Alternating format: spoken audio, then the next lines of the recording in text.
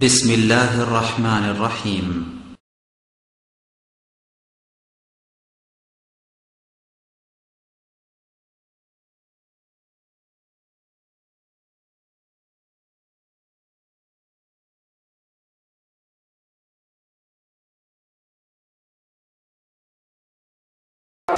আসসালামু আলাইকুম ওয়া রাহমাতুল্লাহি ওয়া বারাকাতুহু। আসসালামু আলাইকুম ওয়া রাহমাতুল্লাহি ওয়া বারাকাতুহু।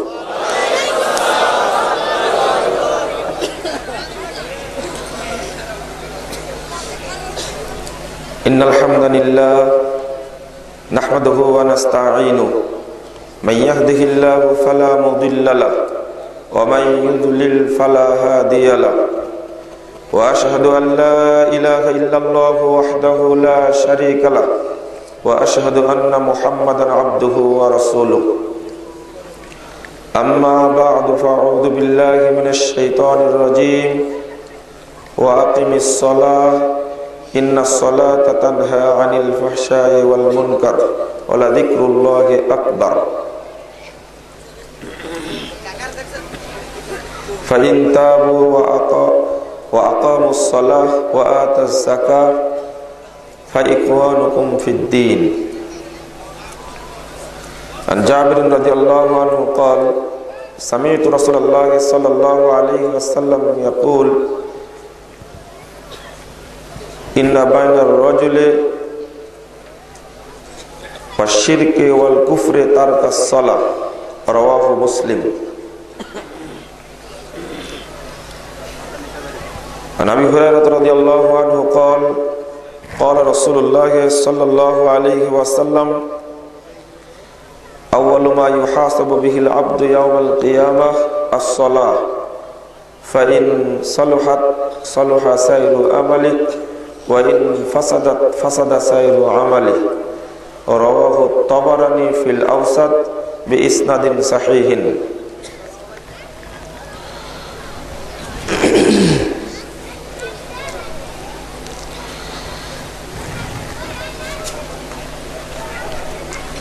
শিমুলিয়া এলাকা কর্তৃক আয়োজিত 3 দিন ব্যাপী ইসলামিক সম্মেলনের দ্বিতীয় দিনের সম্মানিত সভাপতি, উপস্থিত মুহতারাম উলামায়ে কেরাম, অতিথিবৃন্দ, সুধী মণ্ডলী, সামনে উপবিষ্ট শ্রদ্ধেয় মুসলিম ভাতৃমণ্ডলী, আমার প্রাণপ্রিয় ছাত্র যুবক ভাইয়েরা, পর্দার আড়ালের মা ও বোনেরা, আপনাদের পক্ষ থেকে ঘোষিত বিষয় রাসূল সাল্লাল্লাহু আলাইহি সাল্লামের সালাত ও জীবন আদর্শ, উক্ত শিরোনামে আমি আমার বক্তব্য উপস্থাপন করব ইনশাআল্লাহ। ওয়া তাওফীকি ইল্লা বিল্লাহ আলাইহি তাওয়াক্কালতু ওয়া ইলাইহি উনীব। আল্লাহ রাব্বুল আলামিনের প্রশংসা এবং মুহাম্মদ সাল্লাল্লাহু আলাইহি ওয়াসাল্লামের প্রতি দরুদ পাঠের পরে আমি 3 দিন ব্যাপী ইসলামিক সম্মেলনের কমিটিকে আন্তরিক মোবারকবাদ জানাচ্ছি এবং যারা আয়োজন করেছেন, অর্থ দিয়ে, সময় দিয়ে, শ্রম দিয়ে, মেধা ও বুদ্ধি দিয়ে সহযোগিতা করেছেন, সর্বোপরি বিভিন্ন অঞ্চল থেকে, দূর দূরান্ত থেকে এসে সম্মেলনকে প্রাণবন্ত করেছেন, তাদের সকলের জন্য দোয়া করছি আল্লাহ যেন আমাদের এই প্রোগ্রামকে কবুল করে নেন, আমিন।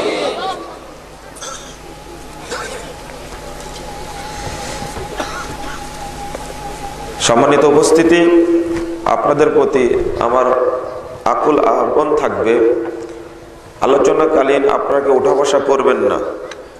পাশে অনেক মানুষ দোকানে ভিড় করে আছে, আমি তাদেরকে বলছি দোকানপাট বন্ধ করে আলোচনা শোনার জন্য প্রস্তুতি নিন। আমরা একান্তভাবে বিশ্বাসী ইনশাআল্লাহ আমাদের আলোচনা আপনাদের জীবনে অবশ্যই পরিবর্তন নিয়ে আসবে ইনশাআল্লাহ।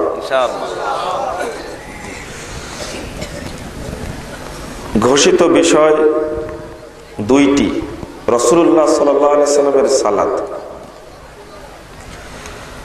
ও জীবন আদর্শ। রাসূল সাল্লাল্লাহু আলাইহি ওয়াসাল্লামের সালাত যদি সমাজে প্রতিষ্ঠিত হয় তাহলে সালাতের মাধ্যমেই মুসলিম পরিবেশ বা যে কোনো দেশের পরিবেশটি ইনশাআল্লাহ রাসূল সাল্লাল্লাহু আলাইহি সাল্লামের জীবন আদর্শের আলোকেই গড়ে উঠবে। সালাতের মধ্যে কয়েকটি পাঠ, একটি হলো সালাতের গুরুত্ব, আরেকটি সালাতের ফজিলত, আরেকটি বিশুদ্ধভাবে সালাত আদায়ের গুরুত্ব। রাসূল সাল্লাল্লাহু আলাইহি সাল্লামের সালাত কোনটি? আমরা সালাত আদায় করি, কিন্তু দুঃখজনক হলো সালাতের প্রভাব মুসলিম সমাজে নেই। অথচ আল্লাহ রাব্বুল আলামিন বলছেন সূরা আনকাবুত 45 নম্বর আয়াতে বলেন, ও আকিমিস সালাহ, আপনি সালাত আদায় করুন, ইন্নাস সালাতা, নিশ্চয় সালাত, তানহা, বাধা দেয়, আনিল ফাহশা, অশ্লীল কাজ থেকে, ওয়াল মুনকার, নোংরা কাজ থেকে সালাত বিরত রাখে, বাধা দেয়। ওয়ালা যিকরুল্লাহি আকবার, আল্লাহ রাব্বুল আলামিনকে স্মরণ করার সবচেয়ে বড় অস্ত্র হলো সালাত। এই আয়াত অংশে আল্লাহর স্পষ্ট দাবি, যে ব্যক্তি সালাত আদায় করবে নিঃসন্দেহে তার মাধ্যমে কোনো অপকর্ম, কোনো নোংরা কাজ ঘটবে না। কিন্তু একজন মুসল্লি সালাত আদায় করে আবার ঘুষ খায়, একজন ব্যক্তি তাহাজ্জুদ পড়ে আবার সুদ খায়, নিজে মসজিদে আজান দেয়, মসজিদে পড়ে থাকে, মেয়েটি আবার 14 ফেব্রুয়ারি বেশ্যা দিবসে ঘুরে বেড়ায়। এটা তো হয় না। নিজের স্ত্রী পহেলা ফাল্গুনের নামে, বসন্ত বরণের নামে যে কোথায় গেছে তা তো হিসাব নেই।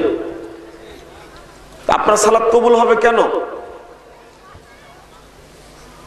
আজকে চলছে 14 ফেব্রুয়ারি, তরুণরা এর নাম দিয়েছে না ভ্যালেন্টাইন্স ডে, আর ইংরেজি বলছেন এখন আপনারা। প্রসঙ্গ যেটা, আপনার মেয়ে আজকের দিনে কোথায় গিয়েছিল আপনারা জানেন? খোঁজ রাখেন? আপনার মেয়েটাকে আপনার ফেরেশতা মনে করে ঢাকা ইউনিভার্সিটিতে ভর্তি করেছেন, পয়লা বৈশাখের দিন কোথায় গেছিল সেটাও জানেন না। বহু মেয়ে আজকে, বহু মা আজকে প্রোগ্রাম শুনতে এসেছে, তারা তাদের পরিবার সম্পর্কে, তাদের ছেলে মেয়ে সম্পর্কে কোনো জ্ঞানই রাখে না। আপনি একজন মুসল্লি হতে পারেন, যদি এই নোংরামি যদি আপনার মাধ্যমে বন্ধ না হয় তাহলে সালাত নামের ভণ্ডামি করে না, এটা কোনো সন্দেহ নেই।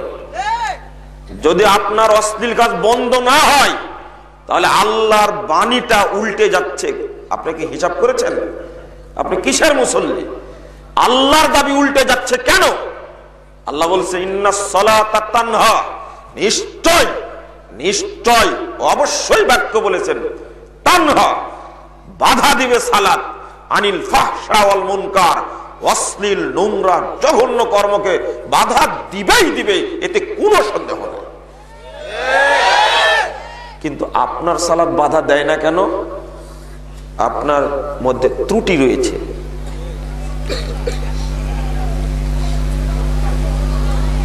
ভালোবাসা দিবস বলাটা আপনার মুখে মানায় না, যেমন টঙ্গীর ইজতেমাকে বিশ্ব ইজতেমা বলা আপনার মুখে মানায় না। রাজশাহী বিশ্ববিদ্যালয়ে যখন পড়েছি তখন ছেলেরা বলেছে, ছেলেদের মুখেই শুনেছি নোংরা দুইটি কথা, মানে যৌনাচারের প্রভাব 14 ফেব্রুয়ারি এতই হয় যে সমস্ত বুদ্ধিজীবী আমেরিকা ব্রিটেনের 5-8টা বদ যারা বাংলাদেশে আছে এদেরকে এক জায়গায় ধরে রাষ্ট্রীয়ভাবে শাস্তি করা উচিত। কারণ এরা তরুণ তরুণী, যুবক যুবতী, ছাত্র ছাত্রী চরিত্রকে নষ্ট করে বাংলাদেশের ছাত্রদেরকে একবার নোংরামের পর্যায়ে নামিয়ে দিয়েছে তারা। এই বাংলাদেশে পশ্চিম কালেও 14 ফেব্রুয়ারি বেশ্যা দিবস চলতে পারে না। পয়লা ফাল্গুনের নামে বসন্ত বরণ নামে বসন্ত ভরণ চলতে পারে না কখনোই। এই বুদ্ধি, এই ব্যবস্থা যারা নিয়ে এসেছে তাদের বাংলাদেশে অবস্থান করার কোনো সুযোগই নেই। তাদেরকে আপনারা শিক্ষিত বলতে পারেন, মিডিয়াকর্মী বলতে পারেন, কোরআন এবং সুন্নাহর দৃষ্টিতে তাদের মাথায় গোবর পুরো আছে, তাদের মতো অশিক্ষিত বর্বর আর কেউ নাই। জাতিকে আজ পর্যন্ত বোঝানো যায়নি যে কোনো দিবস পালন হলে শিরক। এক বাক্যে মনে রাখুন, মা বোনদের উদ্দেশ্যে বলছি, পহেলা বৈশাখ হোক, পহেলা ফাল্গুন হোক, 14 ফেব্রুয়ারি হোক, 21 ফেব্রুয়ারি হোক, 26 মার্চ হোক, 16 ডিসেম্বর হোক, আপনার জন্মদিন হোক, আপনার বাবার মৃত্যুদিন হোক, জন্মদিন হোক না কেন, ম্যারেজ ডে হোক না কেন, যত দিবস পালন রয়েছে, যদিও হয় সেটা 12ই রবিউল আউয়াল, নবীর নামে জন্মদিন পালন করা, নিঃসন্দেহে শিরক। ওই দিনের পূজা করা হয়, এই শিরক চলবে না বাংলার মাটিতে। 31st নাইটের নামে এখন মানুষ নাম দিয়েছে 31st নাইট। লজ্জা লাগে কথা বলতে, লজ্জা লাগে।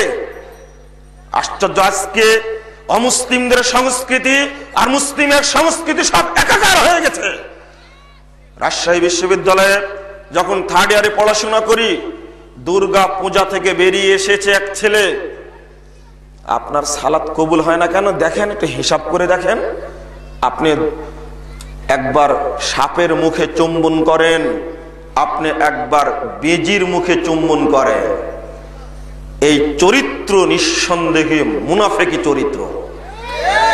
কেন বুঝিয়ে বলি, দুর্গা পূজার পরে ক্যাম্পাস খুলেছে, একই মেসে 2 ছাত্র থাকে, একই রুমে বসবাস করে, একই ডিপার্টমেন্টে পড়ে, ক্যাম্পাসে হেঁটে আসছে, আর মুসলিম ছেলেটি হিন্দু ছেলেকে বলছে, আচ্ছা তোরা দুর্গা পূজায় যাস কেন, তোরা দুর্গা পূজায় গিয়ে কি করিস?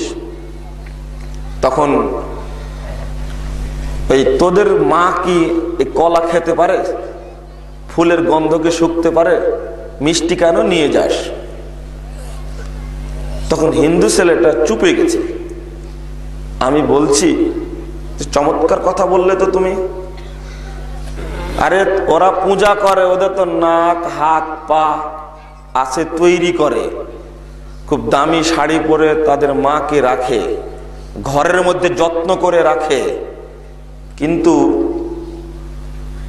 তুমি যে 21 ফেব্রুয়ারিতে বিভিন্ন দিবস পালন করার জন্য সারা বছর যেখানে শিয়াল কুকুরে পায়খানা করে, ওই জায়গায় গিয়ে তুমি দামি ফুল দিয়ে শ্রদ্ধা জানাও, তোমার লজ্জা লাগে না?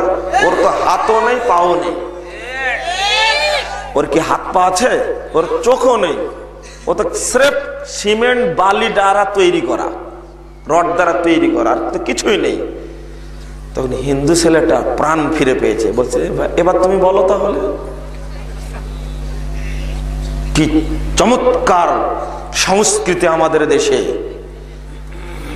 আমাদের তো লজ্জা করা উচিত, আমাদের তো হিসাব করা উচিত। এই মুসলিম সংস্কৃতি নষ্ট হলো কিভাবে? মুসলিমের মাথা নত হবে একমাত্র আল্লাহর সামনে, খাম্বার সামনে মাথা নত হতে পারে না।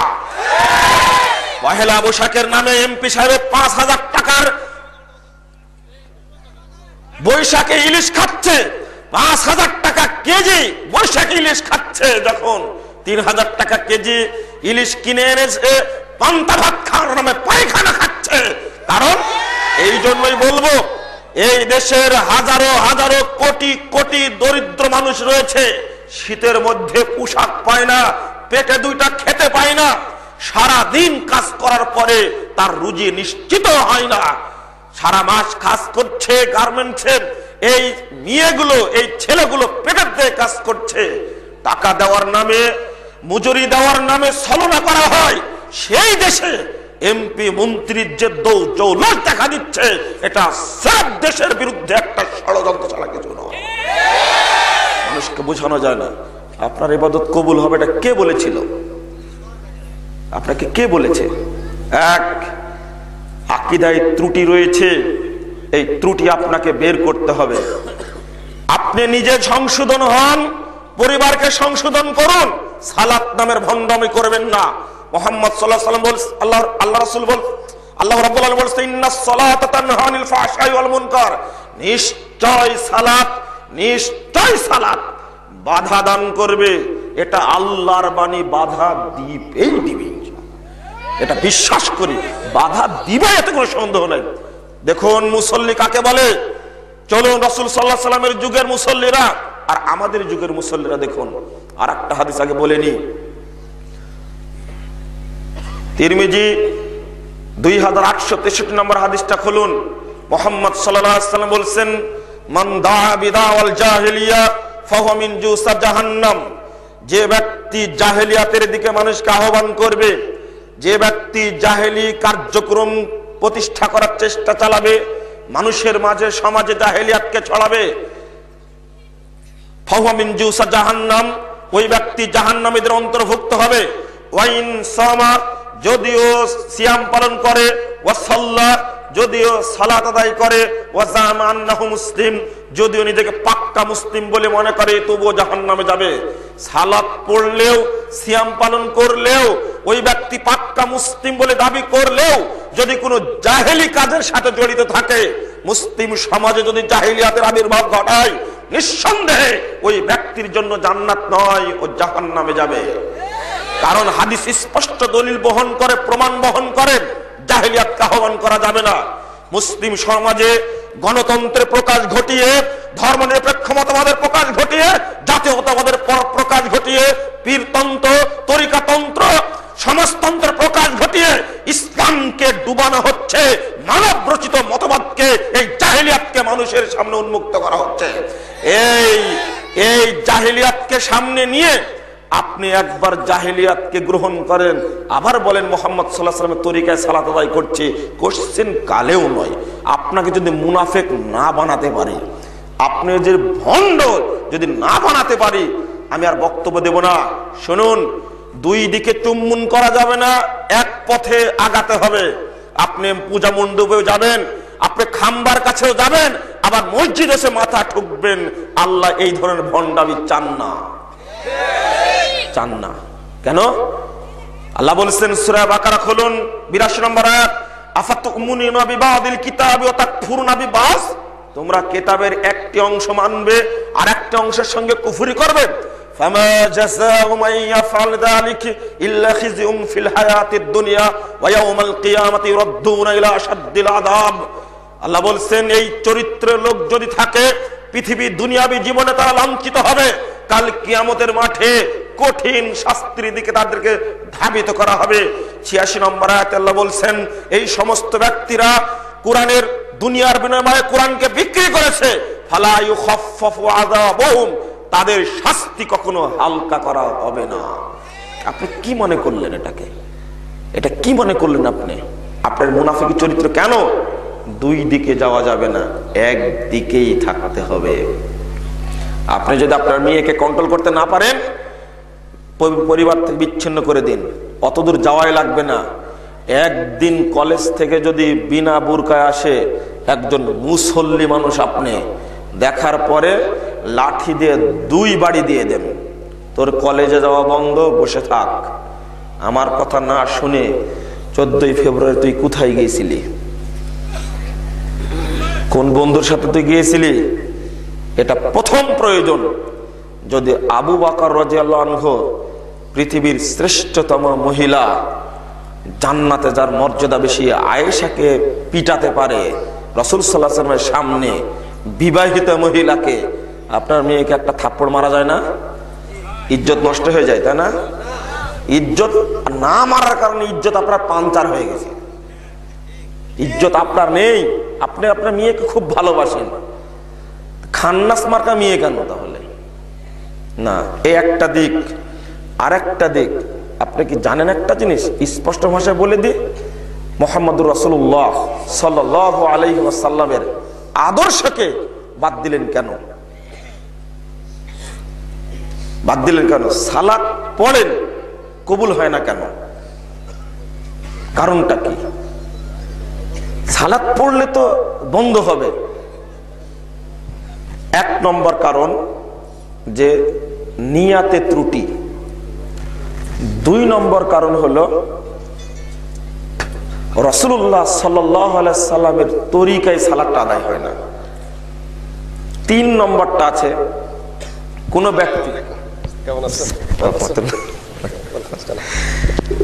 তিন নম্বরটা হলো যে কোন ব্যক্তি একমাত্র আল্লাহর উদ্দেশ্যে সালাতটা আদায় করে, রাসূল সাল্লাল্লাহু আলাইহি সাল্লামের তরিকাতেও আদায় করে, দুইটাই ঠিক আছে, আল্লাহর একমাত্র একনিষ্ঠ চিত্ত আল্লাহর জন্যই তার, অনুরূপভাবে পদ্ধতিও রাসূলুল্লাহ সাল্লাল্লাহু আলাইহি সাল্লামের মেনে চলে, তাও হয় না কেন? তাহলে একটা অন্যতম ত্রুটি রয়েছে, সেটা হলো ইবাদত কবুলের পূর্ব শর্ত হালাল রুজি, এখানে ত্রুটি রয়েছে তার। এই মৌলিক তিনটি ত্রুটি। সালাত শব্দের মূল অর্থ হলো বাঁকা জিনিসকে সোজা করা, বাঁকা জিনিসকে সোজা করা সালাতের মূল অর্থ। যেমন একজন কামার হাঁপুরে লোহাকে তাতানোর পরে তাকে বাড়ি দিয়ে কি করে? সোজা করে। আমরা সালাতের অর্থ করেছি কি? নামাজ। নামাজ শব্দের অর্থ হলো সের ঝুঁকানা, মাথা ঝুঁকানো। যেমন এটা রোজা মানে কি? উপবাস থাকা। সিয়াম উপবাস থাকা, হিন্দুরও উপবাস থাকে, কিন্তু কখনো সিয়াম রাখে না। ওই উপবাসটা আমাদের মধ্যে চলে এসেছে ভাষাগত দিক থেকে, কিন্তু মুসলিমরা কি রাখে? সিয়াম রাখে। সালাতের বিষয়টা দেখেন, পূজা মণ্ডপে গিয়ে দুই হাত এরম করে মাথা ঝোঁকায়। যদি এটাই সালাত হয়, তাহলে মানে নামাজ যদি এটাকে বলেন, তার সালাতের উদ্দেশ্যটা হাসিল হলো না। সালাত কায়েম করা আর নামাজ কি করা? পড়া। আকিমুস সালা এটাই বেশি বলা হয়েছে। এই জন্য যখন আপনি সালাত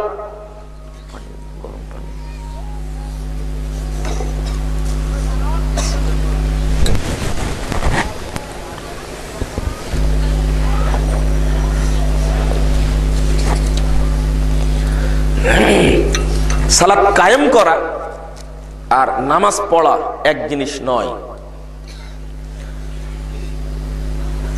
সালাত অর্থ প্রার্থনা করা হয়। আসলে সালাতের মৌলিক অর্থ বাংলা প্রতিশব্দ হয় না। ইবাদত মানে কি বললি? উপাসনা, এটাও হয় না। যেমন যাকাতের অর্থ কি করবেন? পবিত্রতা। যাকাতকে যাকাত বলি কেন? হজকে হজ বলি কেন? রমাজানের তো প্রতিশব্দ তৈরি করিনি আমরা, করেছি না, রমজানই বলি, হজকে হজই বলি। কালেমা মানে বাক্য, কালেমাকে কালেমাই বলি। দুইটা শব্দ শুধু কি? সালাত এবং সিয়াম, এই দুইটা প্রতিশব্দ বের করেছে কি? নামাজ আর রোজা। এই দুইটা ফার্সি শব্দ, তাও বাংলা ভাষায় বলি না আমরা, তাও বাংলা ভাষায় বলি না, এটা ফার্সি আর উর্দুতে ব্যবহার হয়। আমরা সালাত শব্দটি বলার চেষ্টা করি। সালাত আদায়ের সময় গুরুত্বের দিক থেকে আমি এতটুকু বলবো, যারা মুসল্লি নয় তাদের উদ্দেশ্যে কয়েকটি কথা সংক্ষেপে বলবো, কারণ এরা আমার উদ্দেশ্য নয়।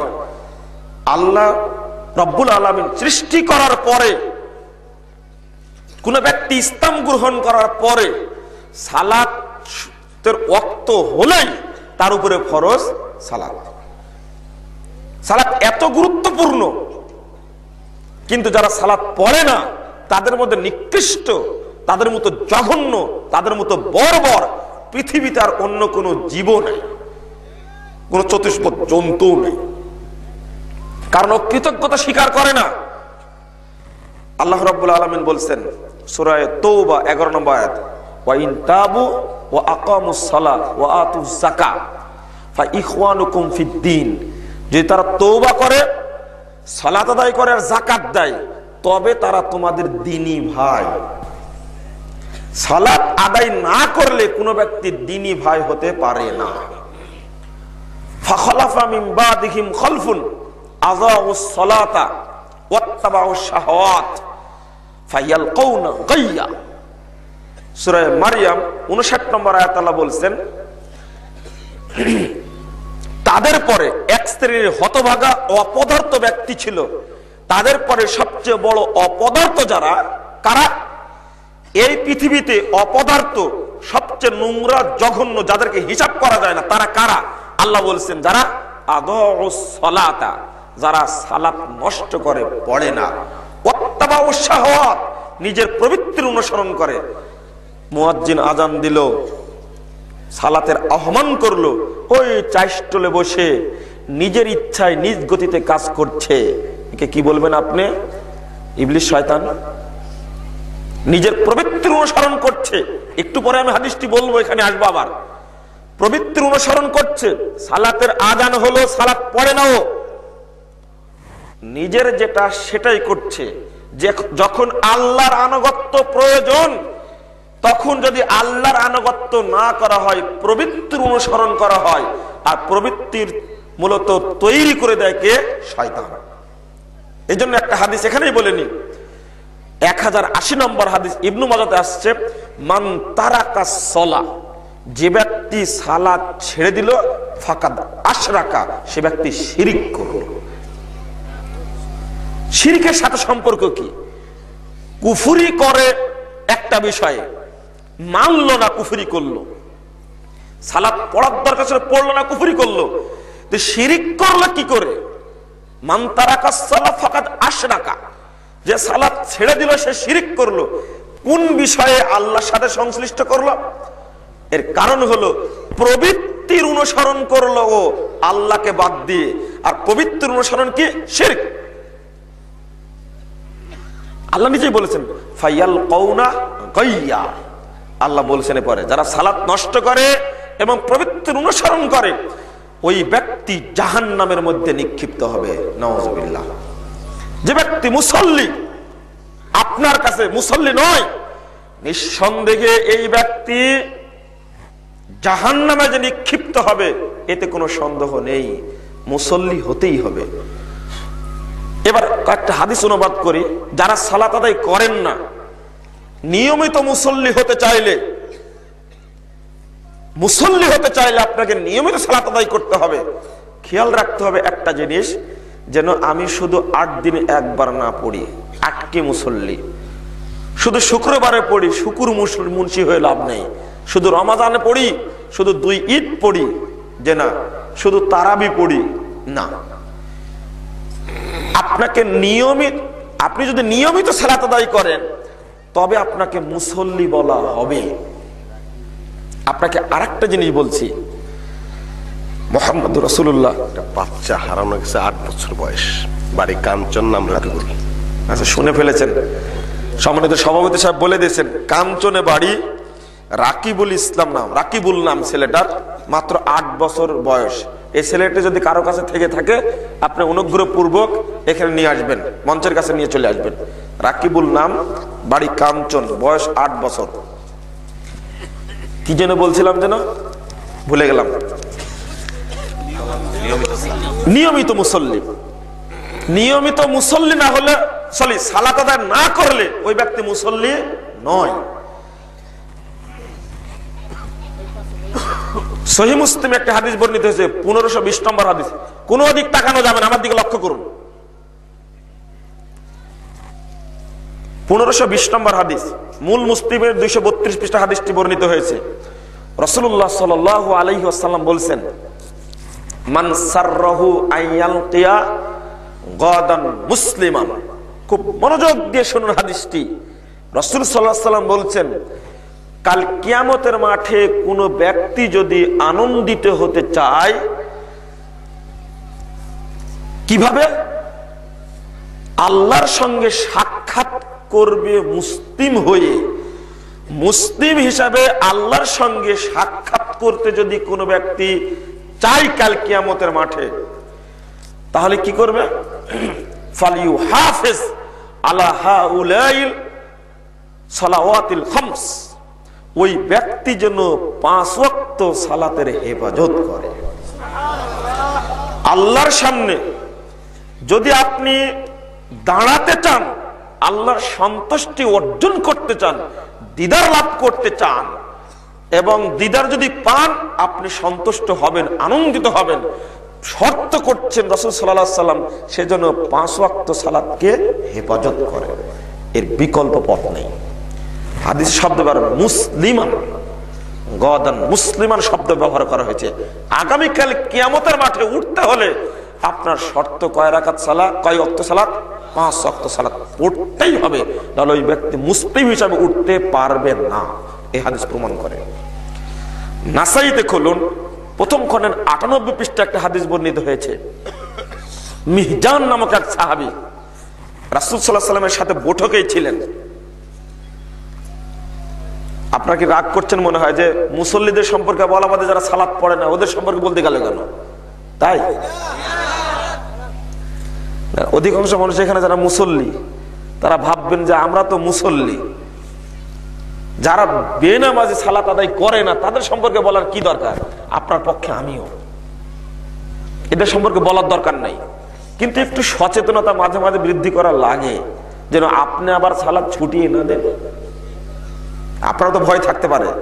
রাসূল সাল্লাল্লাহু আলাইহি ওয়াসাল্লাম বলছেন, ওই মিহজানকে বলছেন, বসেছিলেন, সালাতের আজান যখন হয়ে গেল তখন আল্লাহর নবী সাল্লাল্লাহু আলাইহি ওয়াসাল্লাম এবং সাহাবায়ে কেরাম সালাত আদায় করলেন, মিহজান বসে আছে।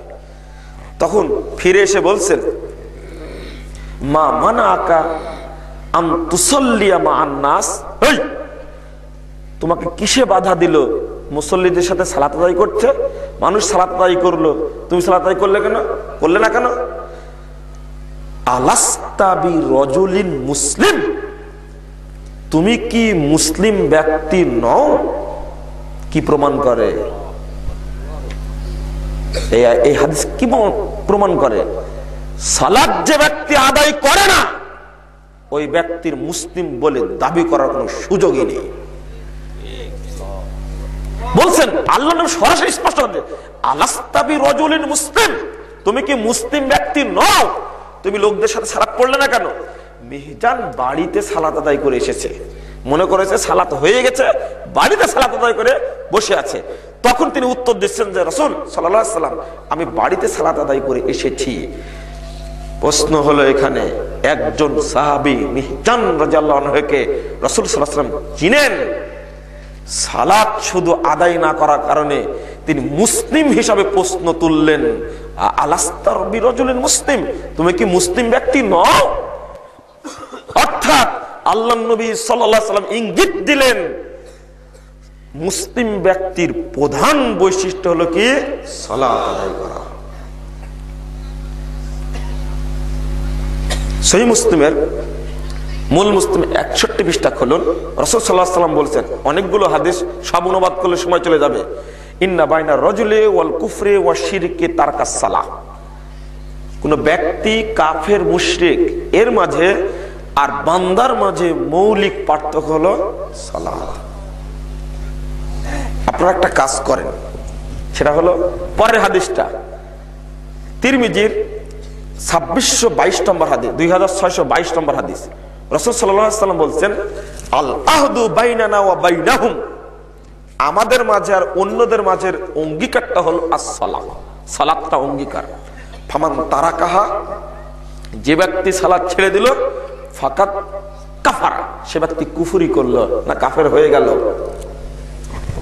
এখানে একটি আমি অনুবাদের দিকটা আমি খেয়াল করি, মান তারাকাস সালাহ ফাকাত কাফারা। কিছু জাল হাদিসও আছে এর মর্মে, জয়ীফ হাদিসে কিছু আছে, তবে এটা তো সহিহ হাদিস। যে ব্যক্তি সালাত ছেড়ে দিল সে কাফের হয়ে গেল না কুফরি করলো? বাংলাদেশে অনুবাদ চালু আছে যে মান তারাকা সালাত ফাকাত কাফারা, যে ব্যক্তি সালাত ছেড়ে দিল সে কাফের হয়ে গেল।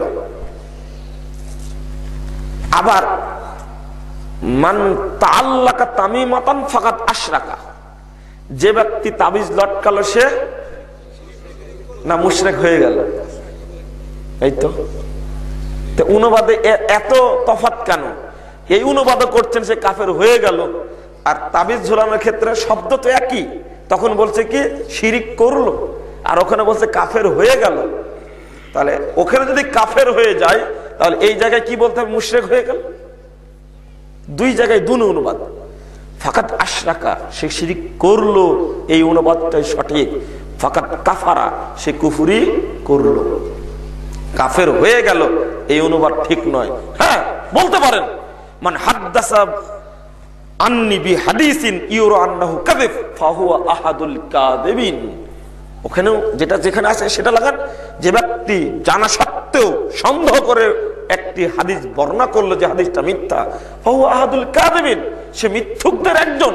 মিথ্যুক বলা হয়েছে, ওখানে মিথ্যা বলা হয়নি, কাযিব বলা হয়েছে, মিথ্যুক বলা হয়েছে। তাহলে মূলনীতিটা শুনে রাখুন। 2621 নম্বর হাদিসে রাসূলুল্লাহ সাল্লাল্লাহু আলাইহি ওয়াসাল্লাম বলেছেন, কানা আসহাবু মুহাম্মাদিন সাল্লাল্লাহু আলাইহি ওয়াসাল্লাম লা ইয়ারাউনা মিনাল আ'মালি শাইয়ান তারকাহু কুফরুন গায়রাস সালাহ। তারকাস সালাহ, রাসূল সাল্লাল্লাহু আলাইহি ওয়াসাল্লামের সাহাবা কেরাম, সাহাবীগণ কোন কাজ ছেড়ে দিলে, যত আমল আছে কোন আমল কেউ ছেড়ে দিলে কুফরি বলতেন না, কিন্তু কোন ব্যক্তি যদি সালাত ছেড়ে দিত তাহলে কি বলতো?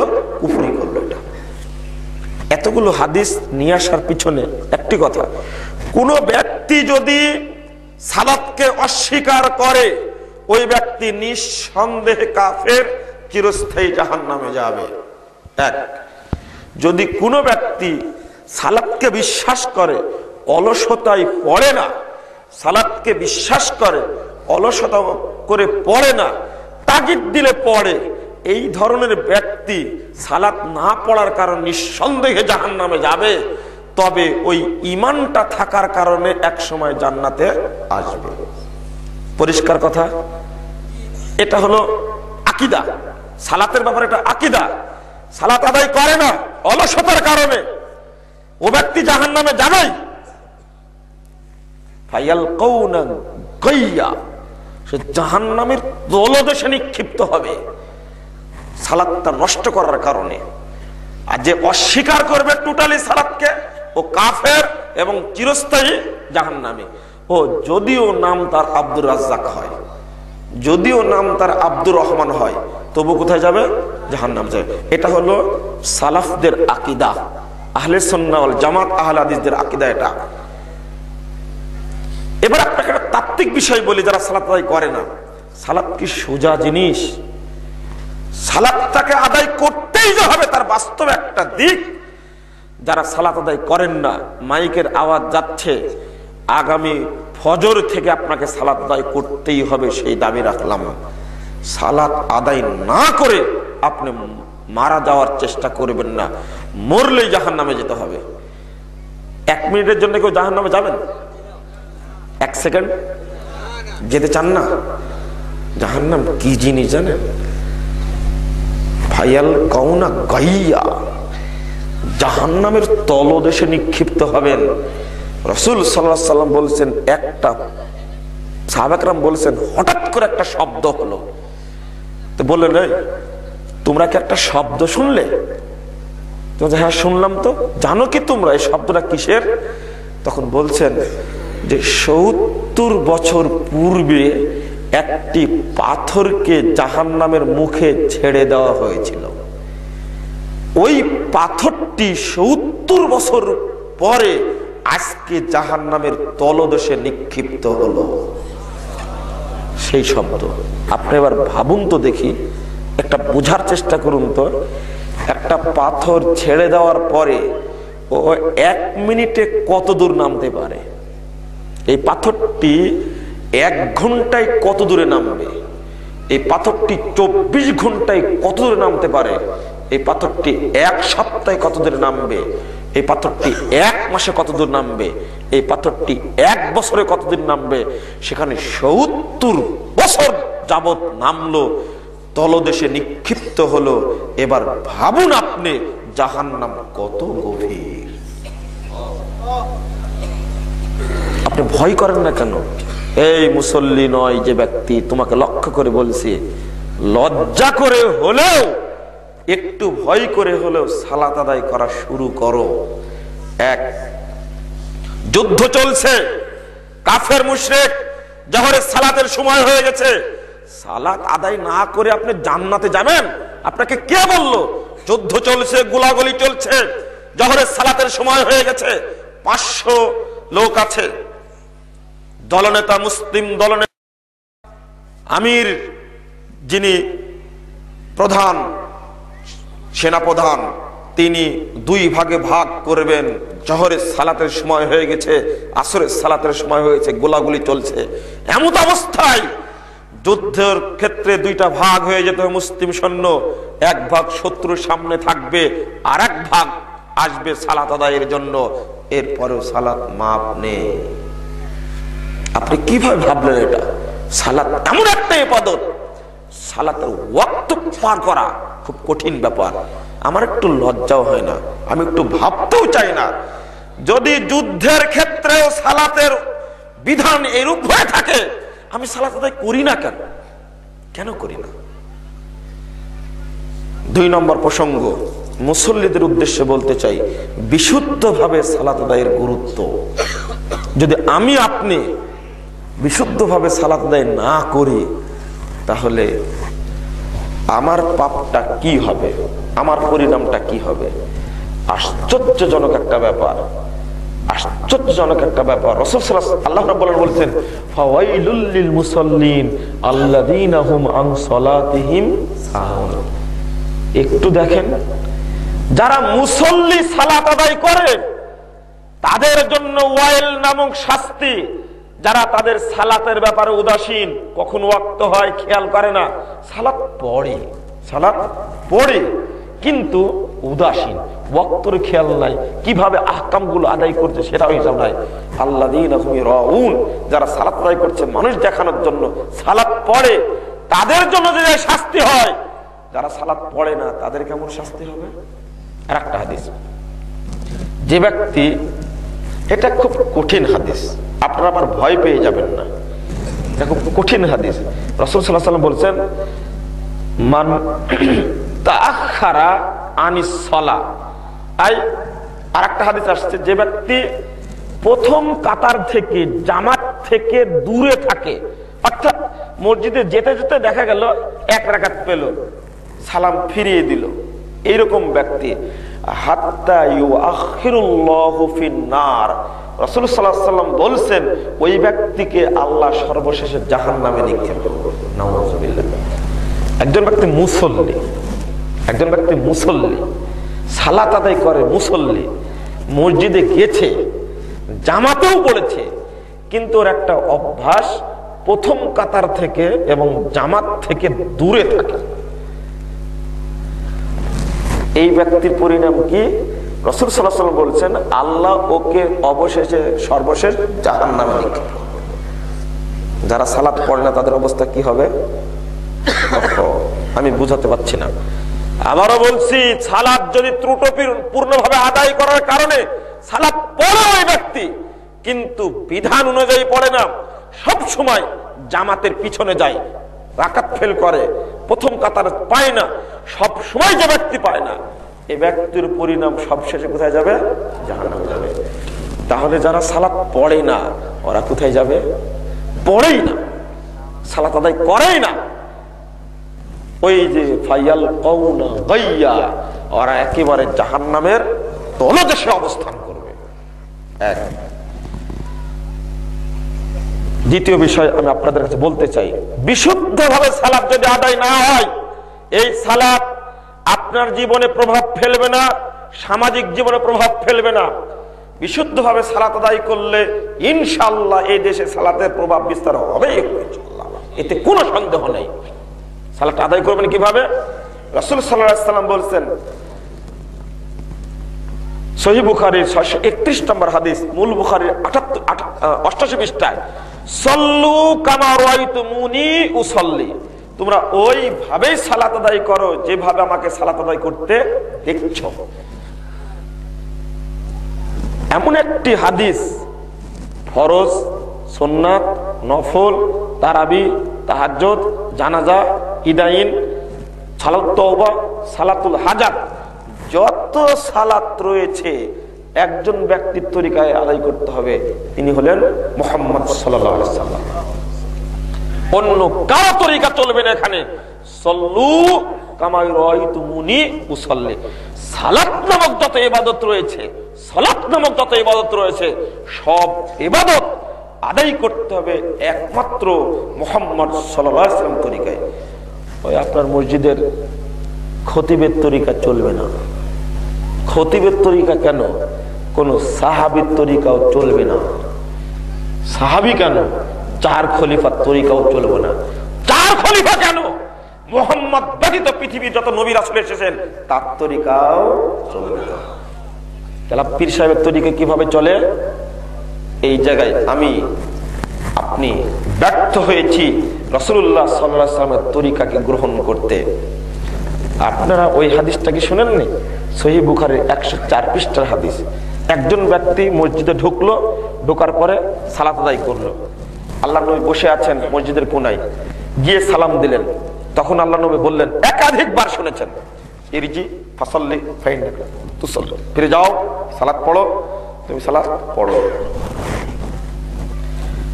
ভুল হয়েছে এতটুকু তা বললেন না, কি বললেন? তুমি সালাত আদায় করো, ফাইন্নাকা লাম তুসাল্লি, তুমি সালাত পড়োই। কয়বার বলেছেন? 3 বার। 3 বারে যদি এই লোকটি সালাত আদায় করে, প্রথমবার আদায় করেছেন হয়নি, দ্বিতীয়বার বললেন সালাত পড়োনি, তাহলে কেমন করে আদায় করেছেন? আরো ভালো করে। দ্বিতীয়বার হয়নি, তৃতীয়বার কিভাবে আদায় করেছেন? আরো ভালো করে। ভালো করে যে আদায় করেছে তার হাদিসে আসছে, আল্লিমনি ইয়া রাসূলুল্লাহ লা উহসিনু আলা হাযা, আমাকে সালাত শিক্ষা দিন হে আল্লাহর নবী সাল্লাল্লাহু আলাইহি ওয়াসাল্লাম, আমি এর চেয়ে ভালো করে সালাত পড়তে পারবো না। একজন সাহাবী আপনাকে যদি ডাকে, একটু আসুন তো, এখানে দাঁড়িয়ে 2 রাকাত সালাত আদায় করুন, আপনি এখন যদি ডাকি, আমার বিশ্বাস আপনার বয়সে যত সুন্দর করে সালাত আদায় না করেছেন, আজকে তার চেয়ে ভালো করে করবেন। ভুল বললাম কি? অবশ্যই ভুল বললাম না। তাহলে এই সাহাবী দ্বিতীয়বার মুহাম্মদ সাল্লাল্লাহু আলাইহি ওয়াসাল্লামের সামনে, বিশ্ব ইতিহাসের শ্রেষ্ঠ মানুষ, তার সামনে কিভাবে সালাত আদায় করলেন? তৃতীয়বার কিভাবে আদায় করলেন? মসজিদে নববীতে 1000 গুণ বেশি নেকি হয়। রাসূল সাল্লাল্লাহু আলাইহি ওয়াসাল্লামের যুগে, স্বর্ণ যুগে, আল্লাহর নবীর সামনে একজন সাহাবী সালাত আদায় করছেন, আর রাসূল সাল্লাল্লাহু আলাইহি ওয়াসাল্লাম বলছেন, ফাইন্নাকা লাম তুসাল্লি, তুমি সালাত পড়োই। অথচ ওই ব্যক্তি হয় 3 4 12, অত 3 3 9, অথবা 3 2 6 রাকাত সালাত জ্যান্ত সালাত আদায় করেছেন। আর আল্লাহ নবী বলছেন কি? ফাইন্নাকা লাম তুসাল্লি, তুমি সালাত পড়োই। এটা কোনো কথা হলো? রাসূল সাল্লাল্লাহু আলাইহি ওয়াসাল্লামের যুগে আল্লাহর নবীর সামনে একজন সাহাবী মসজিদের নববীতে সালাত আদায় করছেন, আল্লাহর নবী বলেছেন, ফাইন্নাকা লাম তুসাল্লি, তুমি সালাত পড়োই। আপনার জাতীয় মসজিদ তো বাইতুল মুকাররম তো একবার তার চেয়েও ভালো মনে হয়, তাই না? নাউযুবিল্লাহ, নাউযুবিল্লাহ। ভাবলেন কি? হাদিসটা বিশ্লেষণ করুন তো দেখি। লাম তুসাল্লি বলা হয়, তুমি সালাত পড়োইনি। মাল ফারুকু বাইনাল মা ওয়াল লাম। উস্তাদ মানত বসে আছেন, এগুলো বলতে খারাপ লাগছে?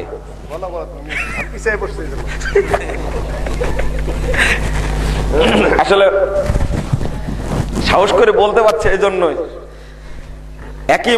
একই মঞ্চে মানে চুক্তি করে বক্তব্য হতো, যা বলার বলে দাও, আমি যেটা বলা সেটা বলে দেব। তরুণ ছেলে তারুণ্যের উদ্যমে বক্তব্য দিয়ে দিয়েছে, ওটা কাউন্ট হবে না, আমরা যেটা বলে এটা কাউন্ট হবে। একাধিক দিন বলেছেন, যার কারণে সাহস লাগছে না, তো উঠে যেতাম হয়তো। আলহামদুলিল্লাহ, আলহামদুলিল্লাহ, আলহামদুলিল্লাহ, জাযাকুমুল্লাহ খায়রান। যেটা বলছিলাম আপনাদেরকে, মা এবং লামের পার্থক্য কি? মাটা হলো মাঝির জন্য, লামটাও মাঝির জন্য। মাঝি মানফির অর্থ দেয়, মা সাল্লাইতু, আমি সালাত পড়িনি, লাম উসাল্লি, আমি সালাত পড়িনি, দুইটার অর্থ একই। কিন্তু লামটা হলো ইনকারি, লামে জাহাদ। এর অর্থ হলো মা সাময়িক। আপনি কি ভাত খেয়েছেন? আপনি কি বুঝবেন এশার সালাতে খেয়েছে কিনা? তখন যদি বলে যে খাইনি, তখন বলবে কি মা আকাল, তো আমি খাইনি, এটা অর্থ হবে। কিন্তু যদি আমি প্রশ্ন করি তাকে, আপনি কি আমেরিকান লিচু খেয়েছেন? যদি কোনোদিন না খায়, উত্তর কি হবে? লাম দ্বারা উত্তর হবে, আমি কোনোদিন খাইনি। এটা তো শাব্দিক ব্যাখ্যা বললাম। এবার হাদিস থেকে দলিল নিন। সহিহ নাসাই 1312 নম্বর হাদিসটা খুলুন। হুযায়ফা রাদিয়াল্লাহু আনহু একজন ব্যক্তিকে সালাত আদায় করতে দেখলেন মসজিদ নববীতে। দেখার পর মা তুসাল্লি, এই তুমি কতদিন থেকে সালাত আদায় করছো? তখন ওই ব্যক্তি বলছে, মুনজু আরবাইনা সানা, আনুমানিক 40 বছর যাবত। কত বছর? 40 বছর যাবত সালাত আদায় করছে। হুযায়ফা কি বলেছিলেন রাদিয়াল্লাহু আনহু? তিনি বলেছেন, লাউ মুত্তা আলা হাযা মুত্তা আলা গায়রিল ফিতরাতি ফাতারাল্লাহু মুহাম্মাদান সাল্লাল্লাহু আলাইহি সাল্লাম।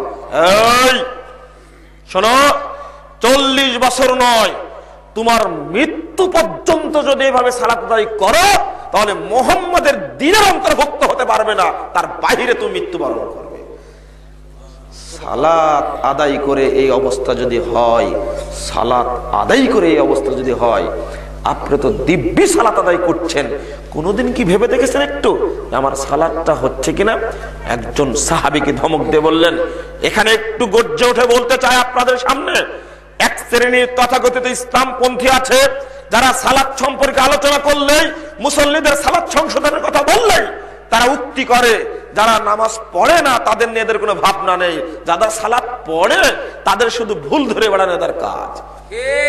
বিশ্ব ইতিহাসের শ্রেষ্ঠ নবী মুহাম্মদ সাল্লাল্লাহু আলাইহি ওয়াসাল্লাম যদি একজন সাধারণ মুসল্লিকে ধমক দিয়ে বলতে পারে, তিনবার যদি বলতে পারে তুমি সালাত পড়োনি, হুযায়ফা রাদিয়াল্লাহু আনহু যদি বলতে পারেন তুমি যদি মরা পর্যন্ত সালাত আদায় করো 40 বছর নয়, তুমি মুহাম্মদ সাল্লাল্লাহু আলাইহি ওয়াসাল্লামের উম্মত হিসেবে মারা যেতে পারবে না, এই কথা যদি বলতে পারে, আমিও রাসূল সাল্লাল্লাহু আলাইহি ওয়াসাল্লামের সালাতকে সমাজের বুকে প্রতিষ্ঠার জন্য, সালাতকে ধরে রাখার জন্য, সংরক্ষণ করার জন্য হাজারো বার ভুল ধরতে পারে, ভুল ধরার অধিকার রাখি, অবশ্যই রাখি।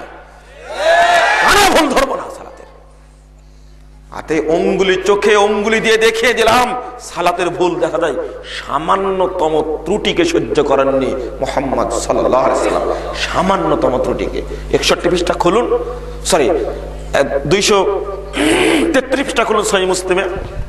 একজন ব্যক্তি বললেন, সুবু সুফু ফাকুম তারাচ্ছু সদ্দুল খালাল বললেন।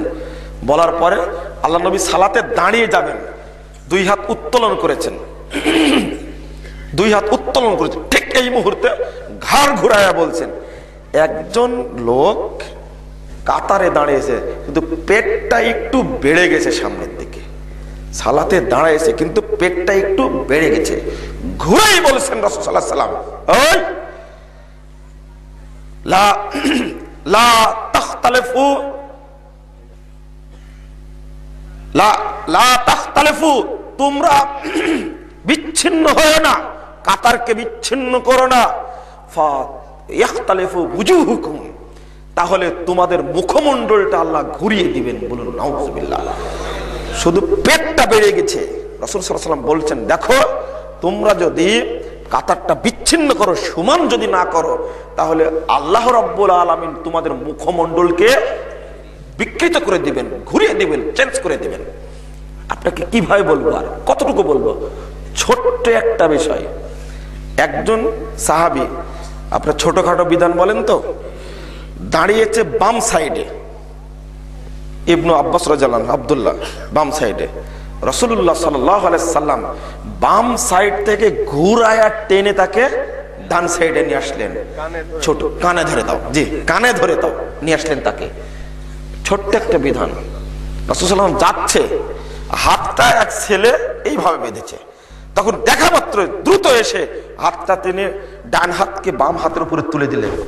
রাসূল সাল্লাল্লাহু আলাইহি সাল্লাম সালাতের ক্ষেত্রে এতটুকু ছাড় দেননি। কত যে সালাত ভুল করছেন হিসাব নেই। আপনি মুসল্লি এই হাদিসটা স্মরণ করতে করতে বাড়ি যাবেন আজকে। রাসূল সাল্লাল্লাহু আলাইহি সাল্লাম বলেছেন তাবরানী আওসাত 1859 নম্বর হাদিস, আল্লাহ সহিহ সনদে বর্ণিত হয়েছে। মুহাম্মদ সাল্লাল্লাহু আলাইহি সাল্লাম বলেছেন আউয়াল মা ইউহাসাবু বিহিল আবদু ইয়াউমাল কিয়ামাহ সালাত। কিয়ামতের মাঠে সর্বপ্রথম আল্লাহ হিসাব নেবেন সালাতের। বান্দাকে জিজ্ঞেস করা হবে, হিসাব নেওয়া হবে সালাতের। ফাইন সালাহাত সালাহা সাইরু আমালি, যদি সালাত শুদ্ধ হয়, ঠিক হয়, তাহলে তার সমস্ত আমলই ঠিক হবে, বলুন আলহামদুলিল্লাহ। ওয়াইন ফাসাদাত ফাসাদা সাইরু আমালিহি, যদি সালাত নষ্ট হয়ে যায় তাহলে তার সমস্ত আমল নষ্ট হয়ে যাবে। বিশ্বাস করেন? বিশ্বাস করেন না। বিশ্বাসটা আপনাদের বিশ্বাস করেন, তাই না? আপনার ইমানের ওজন কতটুকু? 1 কেজি, হাফ কেজি? মাপা নাই মানে আপনি মাপতে জানেন না মানে? এখন যদি বলি এই আপনি কাঞ্চন ব্রিজে যান, যাওয়ার পরে গাড়িগুলো আটকিয়ে দেন, 10টা ছেলেকে বললে আপনি যাবেন, তখন মুরব্বী বাপরে সাহস, বললাম আর গাড়িগুলো আটকে দিল। সাহস নাই মানে আপনার কে বলেছে নাই? আপনি জানেন না আপনার ভিতরটা কতটুকু ওজনের হবে। একটা কাজ করার পরে আপনি বলছেন বাপরে তার কলিজা মাপলে মনে হয় 1 মণ ওজন হবে। এটা ঈমান। আপনি কেন জানেন না? দিনের ক্ষেত্রে আপনার বিশ্বাস ওজন কতটুকু আজকে আপনি মেপে যাবেন।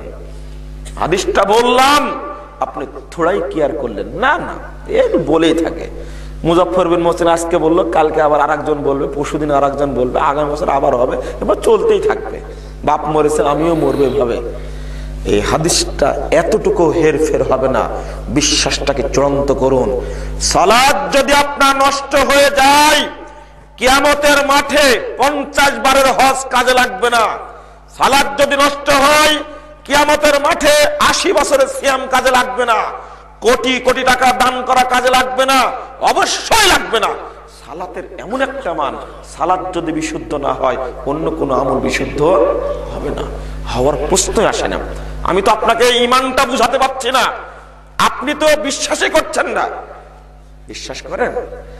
মৃত্যুকে যত শক্ত করে আপনি বিশ্বাস করেন, কিন্তু কবরের প্রশ্নের উত্তর 3টা না দিতে পারলে কি হবে এটা বিশ্বাস ওই রকম করেন না। কি আসবে? একটা লোক হাতুড়ি নিয়ে আসবে, আবু দাউদের 653 পৃষ্ঠা হাদিস, হাতুড়ি নিয়ে আসবে, তাই না? হাতুড়টা কত টন ওজনের হাদিস আছে? নেই। তবে বলা হয়েছে লাউ জুরিবা আলা জাবালিন লাকানা তুরাবা, এই হাতুড় দ্বারা একবারই মারলে বিশাল পাহাড় একেবারে মাটির সঙ্গে মিশে সমান হয়ে যাবে। এতটুকু বলা হয়েছে। এই লোকটি বাড়িটা কত জোরে মারবে তা বলা হয়নি, এতটুকু বলা হয়েছে ইয়াসিহু সাইহাতান, এমন জোরে চিৎকার করবে, ইয়াসমাউ কুল্লু শাইইন মা বাইনাল মাশরিক ওয়াল মাগরিব ইল্লা সাকালাইন। কোথায় পূর্ব প্রান্ত, কোথায় পশ্চিম প্রান্ত, পূর্ব প্রান্ত থেকে পশ্চিম প্রান্ত পর্যন্ত যত জীব নামক জিনিস রয়েছে, বস্তু রয়েছে, জীবজন্তু রয়েছে, শুধু জিন এবং মানুষ বাদ দেয়া সকলেই তার চিৎকার শুনতে পাবে। বিশ্বাস করেন? না, বিশ্বাস করেন না। বিশ্বাস যদি করতেন কাঁদতেন, কবরে গেলে কি হবে আমার, উত্তর দিতে যদি না পারি কি হবে আমার। কোনোদিন ভাবেন না। এই হাদিসটাকে বিশ্বাস করেন। এটা কোনো হয় একবারই মানলে হিমালয়ের চেয়ে বড় পাহাড়কে মাটির সঙ্গে ভেসে দেয়, এটা কেমন কথা হলো? একটু ভেবে ইমানটাকে শক্ত করুন। আসলে আপনার ভিতরটা 10,000 বয়সী শয়তানের আড্ডাখানায় ভর্তি হয়ে আছে, ইবলিসের স্বর্গরাজ্য। কথাগুলো বলছে কিছু মনেই হচ্ছে না আপনার, মানে ইমানটা সততায় পরিপূর্ণ একেবারে। আপনার ইমানের ওজন মাইনাসের পরে 0, ওজনই নাই আপনার ইমানের। কেমন ওজন? কথা শুনলে ওয়াইদা তুলিয়াত আলাইহিম আয়াতুহু জাদাতহুম ঈমানা ওয়া আলা রাব্বিহিম ইয়াতাওয়াক্কালুন। আল্লাহ বলেছেন যদি তাদের কাছে আয়াত তেলাওয়াত করে, আরে শুধু তেলাওয়াত করলেই ইমান বৃদ্ধি পাবে, কাজ করার দূরের কথা, তেলাওয়াত করলেই ইমান বৃদ্ধি পাবে। আপনাদের ইমান তো বৃদ্ধি পায় না। বিশ্বাস করুন, এটা অন্তত বিশ্বাস করুন। যদি উত্তর না পারেন, মাত্র প্রশ্ন করা হবে কয়টা? 3টা। মার রব্বুকা, তোমার রব কে ছিল? কে ছিল? যে না, রব ছিল আব্রাহাম লিঙ্কন। ওর নিয়ম অনুযায়ী চলছেন যে আপনি বলছেন অমা দিনুকা, তোমার দিন কি ছিল? ইসলাম। কে বলল? ইলিয়াসি তাবলিগ। হ্যাঁ, চরমনায় থিওরি আপনার দিন। আমার নবীকা, তোমার নবী কে ছিল? কে ছিল নবী? মাওলানা ইলিয়াস সাহেব। যদি ভক্তি নাই থাকবে, টঙ্গীর মাঠে আপনি যান, লজ্জার তো শেষ নাই আপনার। আপনার লজ্জার তারিফ করি। আপনার টঙ্গীর মাঠে যান কেন? এত ভক্তি কেন? যে ধর্মটা নাজিল হয়েছে স্বপ্নের মাধ্যমে, আপনি সেখানে গেলেন কেন? আপনি স্বপ্নের মাধ্যমে কি আল্লাহর পক্ষে ধর্ম নাজিল হতে পারে? যা নাজিল হওয়া শেষ হয়ে গেছে মুহাম্মদ সাল্লাল্লাহু আলাইহি ওয়াসাল্লামের উপরে। ইলিয়াস সাহেবের যে নাজিল হলো, এটা কি আল্লাহর পক্ষ থেকে না শয়তানের পক্ষ থেকে? শয়তানের পক্ষ থেকে। নিজেই বলছে আজকাল মুসপার উলুমে সহিয়াকে ইলকা হতা হয়, আমার উপরে আজকার সহি ইলম নাজিল হচ্ছে। সহি ইলম নাজিল হচ্ছে, আপনি জানার পরেও সেখানে গেলেন কেন? আপনার তো ভক্তি কেন? যদি বলা হয় তোমার নবী কে ছিল, উত্তর কি হবে বলতে পারবেন? না, আপনার নবী শেখ মুজিব, জিয়াউর রহমান নাকি? কার আদর্শ মানেন আপনি? কার আদর্শ মানেন আপনি? যে না, আপনি রাসূল সাল্লাল্লাহু আলাইহি ওয়াসাল্লামকে আপনি মানেন না। জীবন আদর্শ বললেন না? জীবন আদর্শ দিয়ে টাচ দিয়ে গেলাম এতটুকু, বললাম এতটুকু। জীবন আদর্শ মানে সার্বিক জীবনে একমাত্র ব্যক্তির অনুসরণ করতে হবে, তিনি হলেন মুহাম্মদ সাল্লাল্লাহু আলাইহি ওয়াসাল্লাম। এইগুলোকে মানা তো দূরের কথা, এইগুলোর বিরুদ্ধে অবস্থান করতে হবে আপনাকে। আল্লাহ বলছেন শর্ত করা হচ্ছে, যে ব্যক্তি তাগুতকে অস্বীকার করলো, তাগুতের বিরুদ্ধে এবং ঈমান আনলো, ফাকাদ ইসতামসাকা বিল উরওয়াতিল বুসকা, ওই ব্যক্তি আল্লাহর পক্ষ থেকে প্রেরিত শক্ত হাতলকে ধারণ করলো। চমৎকার। আগে তাকে বর্জন করতে হবে, লা ইলাহা ইল্লাল্লাহ বলতে হবে। আমি এখানে গিয়ে বলছিলাম একটা কথা, প্রশ্নের উত্তর 3টি দিতে পারলে আপনার জন্য আরো 2টি প্রশ্ন করা হবে। ভাইবা বোর্ডে প্রশ্নের উত্তর পারলে আরো বেশি প্রশ্ন করা হয়। তার মধ্যে একটা কি, আমা ইউদ্রিক, এই তোমাকে এটা কে জানালো? তাপটে বলবে করার তো কিতাব আল্লাহ সাদ্দাকতু বিহি ওয়া আমানতু। আরে পারবো না মানে? কবরে বসে দেখেন, মৃত্যু ব্যক্ত দাপট দেখেন। পারবো না মানে করার তো কিতাব আল্লাহ, আমি আল্লাহর কিতাব পড়েছিলাম, তাকে সত্যায়ন করেছিলাম, তাকে চূড়ান্ত ভাবে বিশ্বাস করেছিলাম। তার দাপটটা কি? করার তো কিতাব আল্লাহ। আপনার জিজ্ঞেস করলে কি বলবেন? ফাজাইলে আমল পড়েছিলাম, বলতে পারবেন না। 2 নম্বরের সুযোগ মরার পরে নাই, মরার আগে করেন যত পারেন। টেলিফোন আর যাবে না। যদি বলে কি পড়েছিলেন, উত্তর তো বেরিয়ে হবে না। বলবেন আমি নিয়ামুল কুরআন পড়েছিলাম, না কি বলবেন মুকসিদুল মুমিনুন পড়েছিলাম, বেহেশতে জিওর পড়েছিলাম। ঠিক মুসলিমদেরকে অসংখ্য মসজিদে ফাজাইলে আমল শোভা পায়, মুকসিদুল মুমিনুন শোভা পায়, ওখানে পবিত্র কুরআন থাকে না, আল্লাহর নবীর হাদিসের অনুবাদ সেখানে থাকে না, সহিহ বুখারী থাকে না, সহিহ মুসলিম থাকে না। অথচ তারাই খাতমে বুখারীর নামে ব্যবসা করে গোটা কোটি কোটি টাকা তারা কামাচ্ছে। বুখারীকে মানে না, বুড়ো আঙ্গুলি দেখায় সহিহ বুখারীকে, কিন্তু খতমে বুখারীর অনুষ্ঠান না হলে এই সমস্ত মাদ্রাসার সব উপার্জন বন্ধ হয়ে যাবে, ভাত বন্ধ হয়ে যাবে। কি একটা নিয়ম দেখেন। সুতরাং যদি আপনি আল্লাহর কিতাব পড়েন, প্রশ্নের উত্তর দেওয়া সহজ হবে, নইলে নয়। এই জায়গায় চট করে চলে আসলাম আপনাকে বোঝানোর জন্য। আপনার ঈমান কতটুকু একটু ভেবে দেখুন তো। ঈমানটা ভাবেন না, আপনি ঈমানটা একটু শক্ত করুন। আপনি প্রশ্নের উত্তর দিতে পারবেন কিনা? মুহাম্মদ সাল্লাল্লাহু আলাইহি সাল্লামকে পৃথিবীতে পাঠানোর মৌলিক উদ্দেশ্যের একটি হলো ওয়াল্লাযী আরসালা রাসূলাহু বিল হুদা ওয়া দীনিল হক লিইয়ুযহিরা আলাদ দীনি কুল্লিহি ওয়ালাউ কারিহাল মুশরিকুন। ওই আল্লাহ যিনি মুহাম্মদকে প্রেরণ করেছেন দ্বীনে হক এবং হেদায়েত দ্বারা, উদ্দেশ্য হলো পৃথিবীতে যত দ্বীন প্রচলিত আছে, যতই দ্বীন হোক না কেন, ধর্ম হয়, দ্বীন হয়, দর্শন হয়, থিওরি হয়, মতবাদ হোক, সবগুলোর উপরে ইসলামকে বিজয়ী করার জন্য ওইগুলোকে উৎখাত করেই বিজয় করতে হবে। শুধু একটি মাত্র দিন, তার নাম কি? ইসলাম। এছাড়া অন্য কোন দর্শন নয়। মুহাম্মদকে পাঠানোই। আপনি ভুল বললেন কেন? অন্য দিনের পিছনে আপনি ছুটছেন কেন? তরিকা তন্ত্র আর পীর তন্ত্র বলেন আর মাঝহাবি তন্ত্র বলেন, যাই হোক না কেন, কিছুই চলবে না। একটি মাত্র দিন চলবে, যেটা মুহাম্মদ সাল্লাল্লাহু আলাইহি সাল্লামের উপরে মদিনায় নাজিল হয়েছে আল্লাহর পক্ষ থেকে, তার নাম কি? ইসলাম। এছাড়া অন্য কিছু চলবে না। আপনি এই বিশ্বাসটা করুন, যদি কোনো ব্যক্তির সালাত সঠিক না হয় ওই ব্যক্তির কোনো আমল কবুল হবে না। বিশ্বাস করলেন? তাও যেন আমার সন্দেহ হচ্ছে আপনার বিশ্বাসের দানা বাঁধেনি এখনো। বিশ্বাসটা আরেকটু চূড়ান্ত করি বলে তবে লাভ হবে। সহিহ মুসলিমের 7156 নম্বর হাদিস। হাদিসটা হলো, সংক্ষেপে বলি, একজন লোক মারা যাওয়ার সময় বলছে, এই আমি মারা গেলে আমাকে পোড়াবে, ছাই এক ভাগ নদীতে দিবে আর এক ভাগ মাটিতে ফেলে দিবে। তাই করলো। কারণটা কি ছিল? যদি আল্লাহ ধরতে পারে এমন শাস্তি দিবেন, পৃথিবীতে আর কাউকে এত শাস্তি দিবেন না। ছেলেরা তাই করলো। আকীদার বিষয় এখানে এসেছে বলছি।